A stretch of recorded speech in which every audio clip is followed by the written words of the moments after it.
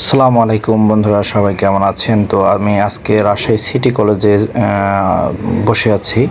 তো একটি বিষয়ে উপলব্ধি করলাম যে একটি ছেলে যখন পড়াশোনার উদ্দেশ্যে শহরে পাড়ি জমায়, তখন প্রথম অবস্থায় তার কোনো ফ্রেন্ড সার্কেল হয় না।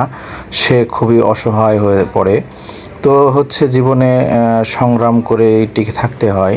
তাই জীবনে কিভাবে সংগ্রাম করে সামনে এগিয়ে যেতে হয়, টিকে থাকতে হয়, সে শহরে যদি আসে কখনো, তাহলে পড়াশোনার উদ্দেশ্যে আসলে সে বুঝতে পারবে।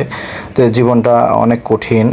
আমরা যারা গ্রামের ছেলে, তারা গ্রামে যখন থাকি তখন আমরা পিতামাতা বা আমাদের প্রতিবেশীর সাথে যেভাবে মিলেমিশে থাকি, তো আমরা বুঝতেই পারি না জীবনটা কেমন। তো আমাদের এই জীবনটা বুঝতে হলে আমাদের বাইরে বের হতে হবে, বাইরে যেতে হবে। তো আমরা আমাদের নতুন গন্তব্য বা বাইরে যখন যেখানে যাই, তো সেখানে আমাদের পরিবেশ সাথে মেনে উঠতে অনেক সময় প্রয়োজন হয়। তাই আমি আপনাদের সাথে এই বিষয়টা শেয়ার করলাম। দেখেন শহর কত